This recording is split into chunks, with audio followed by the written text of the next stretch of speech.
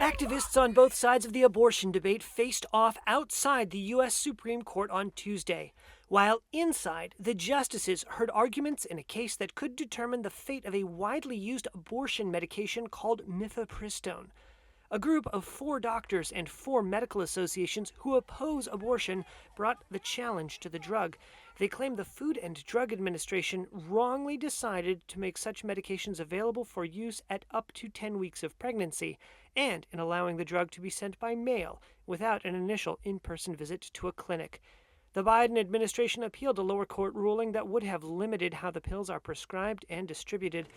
The U.S. Solicitor General Elizabeth Prelogar told the justices the plaintiffs didn't have standing, meaning they hadn't been harmed, and the court should dismiss the case. We don't think they come within 100 miles of the kind of circumstances this court has previously identified of non-speculative harm that can create the kind of cognizable injury for forward-looking relief. The Supreme Court has a 6-3 conservative majority after a 2022 ruling that overturned a 50-year precedent protecting a constitutional right to abortion. Numerous states enacted Republican-backed measures banning or sharply restricting the procedure. Since then, medication abortion has become the most common method of ending pregnancies in the United States, now accounting for more than 60% of abortions. Mifepristone is taken with another drug called misoprostol to perform medication abortions. Plaintiffs have said that the use of mifepristone could lead to higher hospital visits and result in some doctors who oppose abortion on moral grounds being forced to complete failed medical abortions. But the justices seemed skeptical that these claims might justify restrictions on the drug. Here's conservative Associate Justice Neil Gorsuch.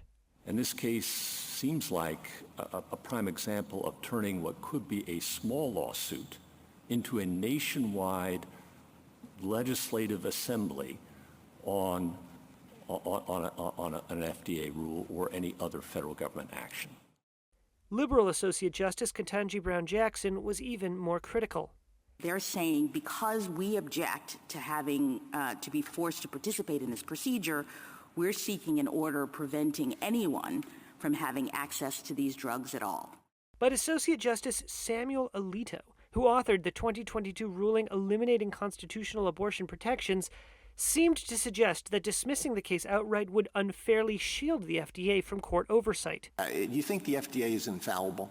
Your argument here is that even if the FDA acted unlawfully, nobody can challenge that in court. So you were asked if the agency is infallible, and I guess I'm wondering about the flip side. Judge Jackson turned Alito's question around, asking whether it made sense for courts to rule on scientific studies of pharmaceutical safety. You have concerns about judges parsing medical and scientific studies. The FDA gave mifepristone regulatory approval in 2000. It has said that after decades of use by millions of women in the United States and around the world, mifepristone has proven, quote, extremely safe, and that, quote, study after study has shown that, quote, serious adverse events are exceedingly rare.